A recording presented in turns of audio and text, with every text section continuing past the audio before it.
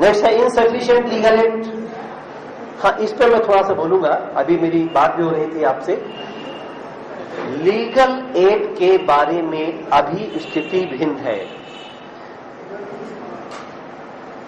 अभी हर जिले में एक डिस्ट्रिक्ट लीगल सर्विसेज अथॉरिटी खुला है, एक नई सिस्टम खड़ा हो रहा है जुडिशरी के पैरेलल, यानी न्याय कोर्ट के पैरेलल को, कोर्ट के पैरेलल एक नया सिस्टम खड़ा हो रहा है। कम से कम झारखंड में सभी जिलों में कोर्ट के बगल में एक न्याय सदन बनने जा रहा है, और न्याय सदन में डीएलएसए डिस्ट्रिक्ट जिला विधिक सेवा प्राधिकार का सचिव बैठेगा और उसकी भिन्न भिन्न कार्यवाहियां हैं, लोक अदालत, जेल अदालत, काउंसिलिएशन, मीडिएशन, लीगल एड क्लिनिक। जो जेलों में बंद हैं, गरीब लोग हैं, वकील नहीं कर सकते, उनको वकील दिया जाएगा। ऐसे बहुत सारे लीगल एड है जो दी जाएंगी।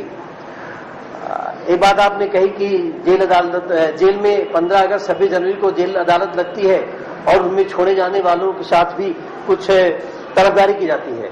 ऐसा नहीं है, जेल अदालत का अपना एक नियम है, उसमें वही उसी को छोड़ा जाएगा जो अपना कसूर गछेगा, और अपना कसूर गछ लेते हो तो फिर वो जो बेंच होती है अदालत की, वो देखती है कि आप कितना दिन जेल काट चुके हो। अगर सफिशिएंट समय आप काट चुके हैं तो इमीडिएट छोड़ दिया जाएगा। तो जेल अदालत का मतलब होता है कि जो लोग छूटना चाहते हैं अपना कसूर गछे, किया है कि नहीं किया इससे कोई मतलब नहीं है, तुमने अपराध किया है नहीं कोई मतलब नहीं, कसूर गछो, हम छोड़ते हैं। कसूर नहीं गछोगे ट्रायल फेस करो, सब लोग जानते हैं आप लोग। तो ये इनसफिशिएंट लीगल एड आज है, पर मैं कहना चाहूंगा मिस्टर गोस्वामी से कि आगे आने वाले समय में कम से कम झारखंड में लीगल एड पूरी मिलेगी आप लोगों को। क्योंकि वो ठीक है कि डीएलएसए का सेक्रेटरी अपनी फंक्शनिंग को परफॉर्म ना करे, उसकी अपनी ड्यूटी को परफॉर्म ना करे, लेकिन अगर करता है तो लीगल एड पूरा मिलेगी। पिछले 2 सालों से मैं यही कर रहा था, इसलिए मैं जानता हूं। जमशेदपुर में मैंने जितना हो सका उतना की है। देखो, ये सब तो बातें लोग आप कर चुके हैं और आपने सुना भी। मैं एक लॉ पॉइंट पर आप लोगों से, एडवोकेट्स यहां पर है इसलिए मैं एक लॉ पॉइंट पर चाहूंगा कुछ बातचीत करना, फोकस करूंगा, फिर उसके बाद दूसरी बात करूंगा। अगर मुझसे कोई पूछे कि झारखंड और बिहार में, बिहार का तो मैं नहीं समझ रहा हूं पिछले 10 सालों में क्या रहा, झारखंड में न्यायालय के द्वारा और पुलिस के द्वारा किसी बंदी का सबसे बड़ा अधिकारों का हनन हो रहा है तो क्या हो रहा है, वो है धारा 167 सीआरपीसी के प्रावधान का उल्लंघन। 167 सीआरपीसी में ऐसा समझिए, जैसे ही कोई व्यक्ति पुलिस गिरफ्तार करती है, उसको है कि पुलिस 24 घंटे के अंदर मामले को इन्वेस्टिगेट करेगी, और अगर 24 घंटे में इन्वेस्टिगेशन कंप्लीट नहीं होता तो अभियुक्त को, यानी जिसे पकड़ा है उसे ले जाकर के वो कोर्ट के सामने पेश करेगा, और उसके साथ 167 सीआरपीसी कहती है कि 24 घंटे के अंदर जो इन्वेस्टिगेशन किया है उसकी पहली कॉपी, पर्चा, पहले पर्चा यानी सीडी का पहला पर्चा के साथ वो मजिस्ट्रेट के सामने पुटअप करेगा, और मजिस्ट्रेट देखेगा कि इस व्यक्ति के विरुद्ध क्या कोई प्राइमा फेसी सबूत है। अगर है तो रिमांड करेगा, नहीं है तो रिमांड नहीं करेगा। बात समझ रहे हैं ना आप सब लोग? जो नॉन एडवोकेट्स उनके बारे में कह रहा हूं। देखिए, अपने देश के कानून में कहीं कोई कमी नहीं है। कानून का पालन करने वाले नहीं जानते कि कानून है क्या।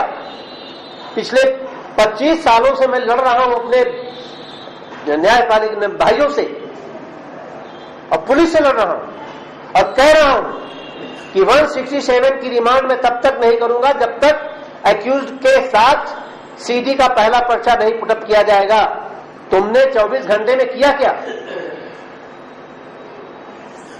कानून कभी नहीं कहता है कि मिस्टर शशि भूषण पाठक को पुलिस पकड़ ले और ले जाके मजिस्ट्रेट के सामने पुटअप कर दे, साहब ये शशि भूषण पाठक हैं, इनके खिलाफ अज्ञात करके FIR है, हमने पाया है। और क्या पाया है? एक साक्ष्य ज्ञाप सुना होगा आप लोगों ने, पुलिस एक साक्ष्य ज्ञाप लगा देती है, हम नहीं समझ पाए है कि आज तक CRPC में इसका कोई प्रावधान नहीं है। क्या है साक्ष्य ज्ञाप? साक्ष्य ज्ञाप क्या है? इन व्यक्ति को घटना के आसपास घूमते हुए देखा गया है, इनकी स्थिति संदिग्ध है और प्राइमा फेसी ये इनके विरुद्ध सबूत पाया जाता है। कहां पाया जाता है, क्या पाया जाता है, इसका कोई मतलब नहीं। यानी किसी भी व्यक्ति को पुलिस उठा करके मजिस्ट्रेट के सामने डाल देती है कि इनको जेल भेज दो। किस आधार पर? साक्ष्य ज्ञाप। क्या है साक्ष्य ज्ञाप? मैं किसी एडवोकेट बता सकता है? कोई CRPC पढ़ी आपने उषा रानी जी? CRPC में साक्ष्य ज्ञाप का कोई प्राविजन है? कोई प्राविजन नहीं है। उनको देना चाहिए साक्ष्य ज्ञाप की जगह पर CD के पहले पर्चे की कॉपी कि मैंने 24 घंटे में इन्वेस्टिगेट किया है, इस व्यक्ति के विरुद्ध ये प्राइमा फेसी सबूत आया है और इससे लगता है कि इस आदमी का इस अपराध में इन्वॉल्वमेंट है। और मजिस्ट्रेट वो देख करके कि हाँ अगर थोड़ा सा सबूत लगता है तब रिमांड करेगा। अदरवाइज अगर CD का पहला पर्चा नहीं है तो मजिस्ट्रेट को रिमांड नहीं करना चाहिए, पर पूरे झारखंड में करते हैं।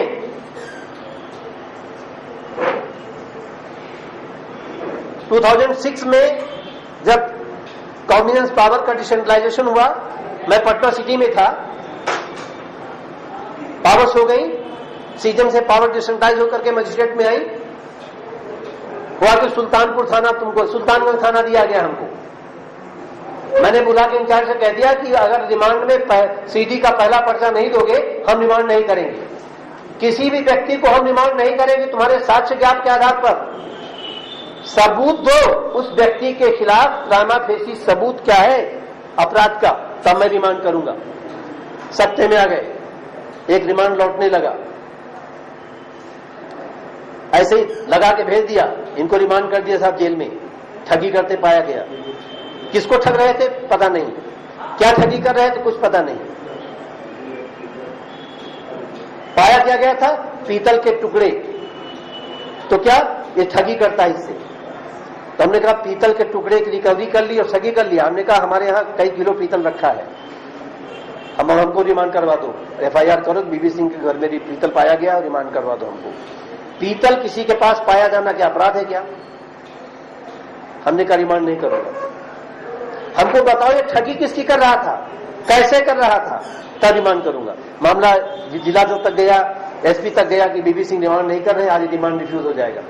हमने कहा नहीं करूंगा, SP को करना है कि करें, CJM को करना है कर ले, हमसे फाइल ले ले, रिमांड कर दे, हम नहीं करेंगे, क्योंकि पीतल पाया जाना अपराध नहीं है। फिर बोले कि अच्छा उपाय क्या है?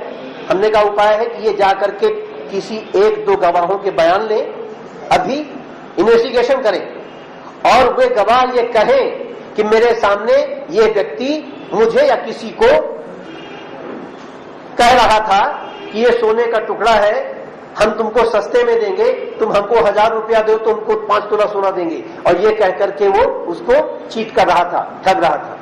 ये बयान यानी वही इन्वेस्टिगेशन का पहला पर्चा, CD का पहला पर्चा काट के लेके आवे, तब हम इसे रिमांड कर देंगे। हम जानते हैं कि ठगी करता है, लेकिन मात्र पीतल की रिकवरी पे हम इसको रिमांड नहीं करेंगे। फिर वही किया, इंचार्ज गए, इन्वेस्टिगेशन का वही CD का पहला पर्चा काटा, उसमें लिखा गवाह A, उसने बयान किया कि यह अभियुक्त फला पीतल के टुकड़े को सोना बता करके वो ठगी कर रहा था। लेकर आए, पढ़ा, हमने कहा यही काम अगर आपने पहले कर लिया होता तो क्या बुरा था। यही CRPC कहती है कि 167 में मजिस्ट्रेट तब रिमांड करेगा जब तुम पहले उसके खिलाफ थोड़ा सा सबूत लेकर आओ। तब मैंने रिमांड किया। उस दिन के बाद से सुल्तानगंज थाने का कोई भी रिमांड इलीगल नहीं था। मैं आज भी कहता हूं ये सारे रिमांड इलीगल हैं। और अभी मैंने जो अपनी बुक लिखी उसमें लिखा हुआ है, अभी मैं उसको ऑनरेबल चीफ जस्टिस को देने भी जा रहा हूं, हाई कोर्ट के सामने दूंगा, न्यूज में दूंगा, पेपर में दूंगा कि जितने रिमांड है सब गलत हो रहे हैं। साक्ष्य ज्ञाप पर रिमांड कर देना बिल्कुल गलत है। जो एडवोकेट है मैं उनसे और रिक्वेस्ट करूंगा थोड़ा सा कि ये तो पुलिस की इनकॉम्पिटेंसी है और मजिस्ट्रेट्स कहीं परंपराओं का पालन करते हैं। वो कहते हैं कि बीबी सिंह मैं क्या बताऊं, सीआरपीसी से नहीं चला जाता, परंपराओं से चला जाता है। हमसे पहले के जो सीजन थे ना वो ऐसे ही डिमांड करते थे तो हम भी करेंगे। ये चल रहा, परंपरा चल रही है, वहां पे ट्रेडिशनल है। मिसयूज हो गया तो बोले कि वो मिसयूज मामला ना वो अब जेल भेजने पर ही उनको छोड़ा जाएगा। क्यों भाई, वो परंपरा है, चल रही है ऐसी। सीआरपीसी से नहीं बने, सीआरपीसी कानून क्या कहता है इससे मतलब नहीं है, वो परंपरा से बने। इसलिए मैं कहता हूं कि न्यायपालिका को अभी यहां बहुत कुछ सीखने को बाकी है, बहुत कुछ सीखने को बाकी है। संयोग से मैं बहुत छोटा सिपाही था न्यायपालिका का, इसलिए मैंने लड़ा तो बहुत, अपना सर मैंने बहुत फोड़ा, लेकिन मेरा सर फूट गया, उन लोगों की बुद्धि में नहीं आई। अब आएगी, अब हम भी फ्री हैं, अब थोड़ा सा इस लड़ाई को हम तेज करेंगे। मेरा साथ कौन देगा, देंगे, देखते हैं कौन साथ देता है, पर हम लड़ेंगे। अगर पुलिस एजेंसी सही हो जाए, जो कि नहीं होने वाली है, क्यों, क्योंकि रिश्वत लेंगे, बिना रिश्वत काम नहीं चलेगा। और न्यायपालिका भी अगर थोड़ा सा अपनी जगह पर, मजिस्ट्रेट को केवल इतना एहसास हो जाए कि मैंने कानून पढ़ा है, मुझको दरोगा से ज्यादा कानून आता है, इतना एहसास हो जाए तो ठीक हो जाएगा। लेकिन उसके दिमाग में क्या भरा है, मिस्टर गोसाल्वे जी आप इस बात को दिल्ली मत ले जाइएगा, हमारे झारखंड की इज्जत का मामला है, इज्जत की बात इसे दिल्ली मत ले जाइएगा। अफसोस इस बात का है कि मजिस्ट्रेट ये मान के बैठा है कि जो दरोगा ने पुटअप कर दिया सब सही है। हमको इसमें क्या देखना है, हमको क्या देखना है, वो दरोगा लाया ना, सब सही लाया, वो सब ठीक है, बस रिमांड कर दो। क्यों, दरोगा लाया भाई, दरोगा ने किसी को हमारे सामने पेश किया कि जेल भेजो, हम कहते नहीं भेजेंगे। क्यों, क्या हम दरोगा से बड़े हो गए? अभी ये फीलिंग्स हैं, वे रिमांड रिफ्यूज करने की हिम्मत नहीं रखते। मैं बुरा न मानिए, अगर किसी दिन मिस्टर गोस्वार को पुलिस झारखंड की पकड़ के बंद कर देगी, पकड़ के ले जाएगी और कहेगी इनके खिलाफ साक्ष्य ज्ञात पाया गया कि ये घटना के आसपास घूमते पाए गए, बस मजिस्ट्रेट को इतना ही बहुत है, इनको उठा के रिमांड कर देगा जेल में किसी अपराध में। आया ना, यही स्थिति है भी, इसलिए बड़ी दयनीय स्थिति है और पूरा झारखंड इसी दयनीय स्थिति से गुजर रहा है। इससे उबारने के लिए हम लोगों को कुछ करना पड़ेगा। अभी बाकी सब सोशल वर्कर हैं, एक्टिविस्ट हैं। क्यों पाठक जी, एडवोकेट से तो हमें ज्यादा उम्मीद नहीं है, क्योंकि हम जानते हैं एडवोकेट्स की अपनी मजबूरियां हैं। सॉरी, मैं थोड़ा ज्यादा बोलता हूं, उनके परिवार है इसलिए मुझे उम्मीद नहीं है। लेकिन एक शेर पढ़ता हूं मैं, ये शेर, पॉर्डन देखेंगे आगे आने वाले समय में, देखेंगे आप कितना साथ देते हैं। क्या करना चाहिए, वही मैं बताने जा रहा हूँ। मैं जब जेल में था, बच्चा था, 18 साल का था, कुछ लोग आए थे, मैं वो DIR में था, तो कुछ DIR लोग आए थे, तो उसको देख करके उन्होंने एक शेर पढ़ा था। इमरजेंसी की बात है, आप लोग तो इमरजेंसी जानते भी नहीं होंगे कैसी है, जो नौजवान लोग हैं इमरजेंसी नहीं जानते हो क्या है, जो है वो जानते हैं, जो जानते हैं इमरजेंसी क्या थी वो जानते हैं क्या थी वो। तो उन्होंने एक श्लोक पढ़ा था, शेर पढ़ा था, हिंदुस्तान फूले फलेगा एक दिन लेकिन, हिंदुस्तान फूले फलेगा एक दिन लेकिन, मिलेंगे खाक में पहले न जाने गुल बदन कितने। किसी न किसी को तो खाक में मिलना पड़ेगा। कॉन्फ्रेंस करने से आपके अधिकारों की अधिकार नहीं मिलने जा रहे हैं, खाक में मिलना पड़ेगा। अपने देश की आजादी कितनी भी अहिंसक थी, लोग मारे गए, अहिंसा के बावजूद मारे जाएंगे, तकलीफें होंगी, कष्ट होंगे, तब आजादी मिली थी। और जिस अधिकारों की मांग आप कर रहे हो, जिस बात की चर्चा मैं कर रहा हूं, यह एक दूसरी आजादी की लड़ाई है। आप हल्के से भाषण देके और कुर्सी पे बैठ के लंच डिनर लेकर के फोटो खिंचवा करके अपने अधिकारों को पाने जा रहे हो, बहुत बड़ी गलतफहमी में हो। ये संघर्ष तेज करना पड़ेगा। कैसे तेज होता है वो शशि भूषण पाठक बताएंगे आपको, कैसे संघर्ष तेज होता है। आजादी की दूसरी लड़ाई लड़नी पड़ेगी। लड़ सको तो आगे आओ, खाक में मिलने को तैयार रहो, नहीं बाकी तो घर परिवार देखो अपना। किसने कहा है कि जाकर के संघर्ष करो? कोई जरूरत है? डॉक्टर ने बताया है कि जाकर के आजादी की दूसरी लड़ाई लड़ो। घर परिवार है, बच्चे देखो। लेकिन हां, अगर आप चिंतनशील हैं, आप एक्टिविस्ट कहते हो अपने को, मानते हो कि देश मेरा है, राज्य मेरा है, अधिकारों के लिए लड़ेंगे, हमारे संवैधानिक अधिकार हैं, कानूनी हक है, लड़ूंगा, तो लड़ूंगा तो कैसे लड़ूंगा? खाक में मिलने को तैयार हो जाओ, तब तो लड़ो। नहीं तो आधी दूर से छोड़ के भाग जाओगे तो फिर पता लगा कि आप नहीं डूबोगे, सारा का सारा आंदोलन ही डूब जाएगा। इसलिए बीच में भागना है छोड़ के तो मत जाओ। बात समझ रहे हो ना मेरी, मैं जो कह रहा हूं? और ऐसा भी नहीं है कि इस तरह का संघर्ष, इस तरह के आंदोलन करने के लिए कोई 6-7 फीट के लोग आएंगे, बड़े चौड़े मोटे लोग आएंगे, बड़े ज्यादा बुद्धिमान लोग आएंगे, ऐसा नहीं, या दिल्ली से आएंगे, ऐसा भी नहीं है।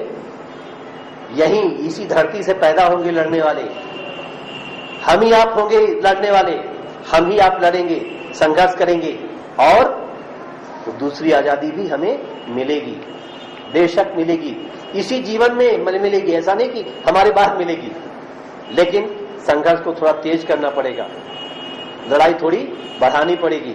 और विशेष करके मैं एडवोकेट से कहना चाहूंगा, इस देश की आजादी की लड़ाई एडवोकेट्स ने लड़ी है। आज के एडवोकेट्स और 1945-47 के एडवोकेट्स में क्या फर्क है?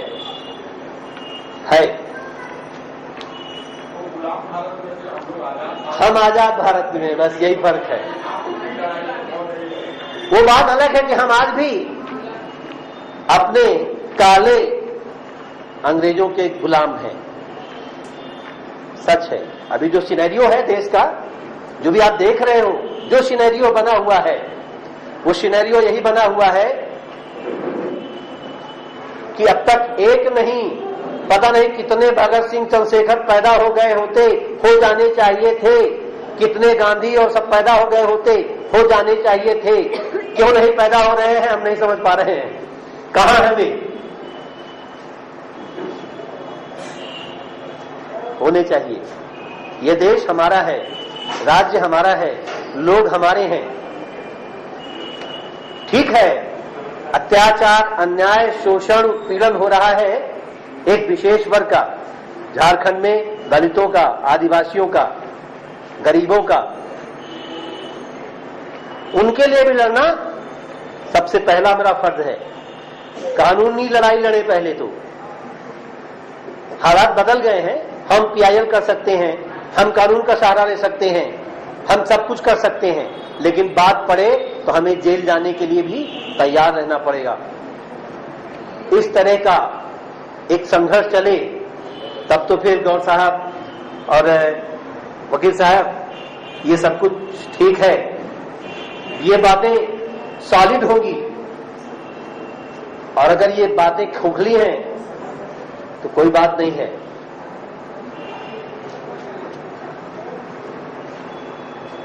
साथ में मैं कुछ और जिक्र कर लूं संक्षेप में। बहुत सारे मैंने बातें वही समझ रहा हूं कि सच बताऊं, अभी मैं 15 दिन पहले अपने रायबरेली गया था, कोर्ट गया, ऐसे घूमने गया था कुछ काम से। तो दोपहर को लंच के बाद पहले सब बेल लगती थी, बेल हियरिंग होती थी। तो मैंने अपने वकील जो खड़े बैठे में कहा, वकील साहब अभी तो आप बेल में जाओगे, लंच हो रहा, बद खत्म हो रहा है। तो बोले कि कैसी बेल? हमने कहा बेल, लंच के बाद बेल सुनी जाएगी। तो बोले कि भैया नहीं, वो बेल वेल का सब खत्म हो गया। हमारा क्यों? बोले कि अब तो बेल थाने से होती है। ऐसा? हाँ, क्यों? इलाहाबाद हाईकोर्ट का एक सर्कुलर आ गया है कि 7 साल से कम वाले अपराधों में थाने से बेल दे दो। तो जितना छोटा छोटा मामला है सब थाने से बेल हो जाती है। बाद में जब चार्जशीट लगती है तब वो आकर के फिर कोर्ट में बेल ले लेता है, लेकिन पहली बेल उसकी थाने से हो जाती है। 7 साल तक के अपराधों की बेल थाने से हो जाती है। मुझे याद आया अपना झारखंड, मुझे याद आया अपना झारखंड कि वहां थाने से बेल होती है, यहां न्यायालयों से बेल नहीं होती।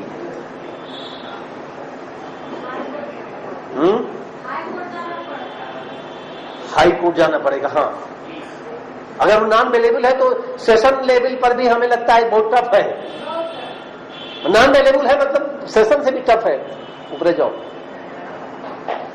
हमारे झारखंड जजेस एसोसिएशन के प्रेसिडेंट हुआ करते थे ऑनरेबल रिटायर्ड जस्टिस विक्रमादित्य प्रसाद। एक बार उनसे ऐसे डिस्कस हो रहा था, उन्होंने कहा कि बीवी सिंह, झारखंड न्यायपालिका की स्थिति क्या है? एक व्यक्ति के खिलाफ एफआईआर हो गई तो पहले वो जाएगा एंटीसिपेटरी में जिला जज के यहां, दूसरी एंटीसिपेटरी हाई कोर्ट, रिजेक्ट हो गई। अब वो जाएगा तीसरा regular bell petition CJM court, फिर रेगुलर बेल पिटीशन सेशन, फिर regular bell petition high court.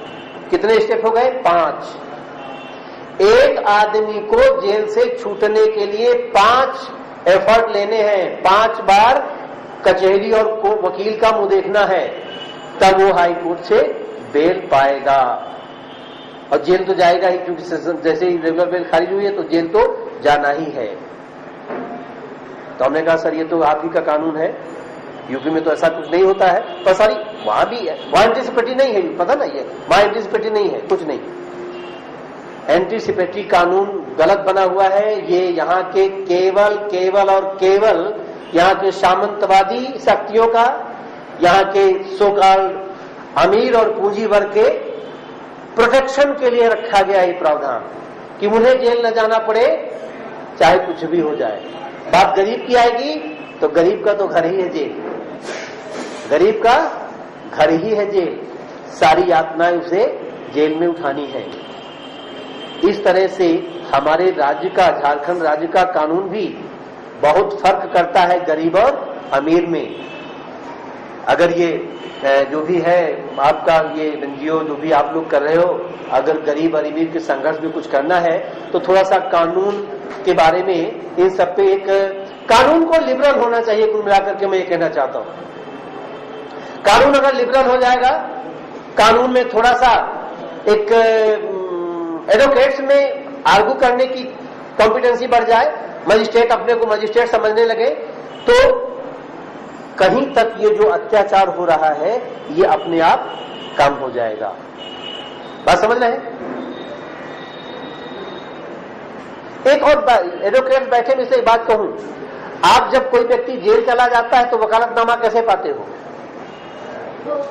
Jail जाता है आवेदन, जेल से साइन करके भेजता है और जेल से वकालतनामा साइन कराने में 100-200 रुपया खर्च हो जाता है, रिश्वत देनी पड़ती है। हम जब वकील थे रायबरेली में तो मालूम क्या होता था? अक्यूज आया, रिमांड हुआ, उसके घर के लोग मेरे पास आए, वकील साहब इसको छुड़ाओ, लाओ, गए एफआईआर देखा, हाँ ये अपराध, एप्लीकेशन लिखी और एप्लीकेशन, बेल एप्लीकेशन के साथ हमने अटैच किया एक मेमोरेंडम। वहां वकालतनामे की जरूरत नहीं है, एक लगेगा मेमोरेंडम, परिवार के आदमी ने साइन किया, फैमिली मेंबर्स ने, एस फला फला जो जेल गया है वो मेरा भाई बहन कुछ भी है, 2 मिनट, ठीक है।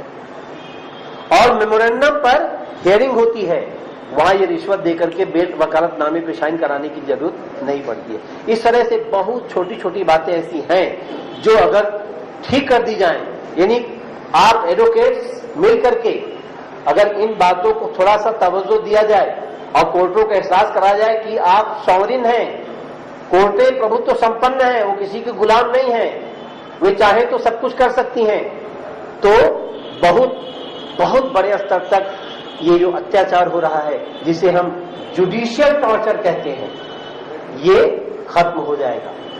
क्योंकि जुडिशियल टॉर्चर भी पुलिस के टॉर्चर से कम नहीं है, ये मैं मानता हूं। अगर मीडिया के लोग हैं तो लिख दें इसे।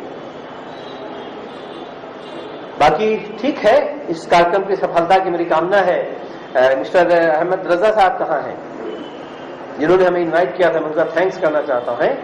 आप हैं, बहुत बहुत धन्यवाद आपका, मुझे आपने आमंत्रित किया और सब कुछ ठीक है, बहुत बढ़िया है।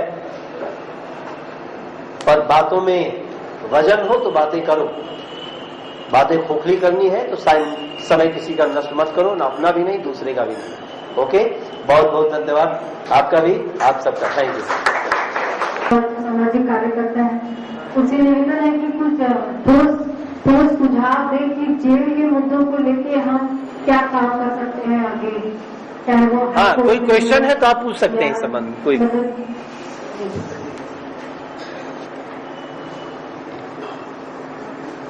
सुझाव की हाई कोर्ट में या किस तरह की फैक्ट फाइंडिंग कर सकते हैं जेल में महिला कैदियों को लेके, आपके जिला में क्या समस्या है और क्या कहना है? देखने का मुझे मौका नहीं मिला है, लेकिन 2-3 जेलों का मैंने सर्वेक्षण किया है तो देखा गया कि महिला कैदी का जो वार्ड बनाया गया है, ऐसे लगता है कि पुरुष कैदी ही उनको गार्ड कर रहे हैं। पुरुष कैदी के ही आंगन में एक कोने में महिला कैदी का वार्ड होता है, और जबकि जेल मैनुअल कहता है कि पुरुष कैदी महिला कैदी को देखे नहीं, लेकिन पुरुष कैदी के आंगन से होकर ही महिला कैदी बाहर निकलती हैं। साथ ही साथ महिला कैदी और पुरुष कैदी के मुलाकाती का कोई अलग अलग खिड़की नहीं होता है, एक ही खिड़की में महिला कैदी और पुरुष कैदी मुलाकाती करते हैं। इसके अलावा जो कोर्ट में उनका अपीयरेंस होता है महिला कैदी का, तो एक ही गाड़ी में बैठा कर महिला को उसी ट्रेन में बैठा कर पुरुष के साथ कोर्ट ले जाया जाता है। इस तरह से, और महिला कैदी जो जेल के अंदर बच्चे को लेकर आती हैं, उनके लिए सुप्रीम कोर्ट के निर्देश के बावजूद भी बच्चों के लिए कोई खेलने का या बालवाड़ी इस तरह की कोई व्यवस्था नहीं है। दूसरी बात, अभी जो जज साहब ने कही कि कैदियों के वकालतनामा पर या कंप्रोमाइज पिटीशन पर हस्ताक्षर की व्यवस्था, तो मैंने गोड्डा कोर्ट में भी काम किया है, वहाँ कैदियों के हस्ताक्षर की व्यवस्था है।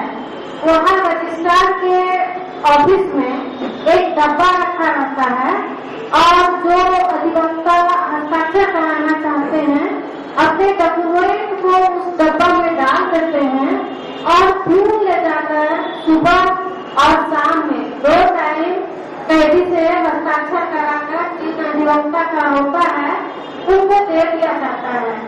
इस मुद्दे को मैंने देवघर कोर्ट में भी लागू करने की कोशिश की, लेकिन बहुत अधिवक्ता यूनाइट नहीं होने की वजह से अभी नहीं हो पाया है।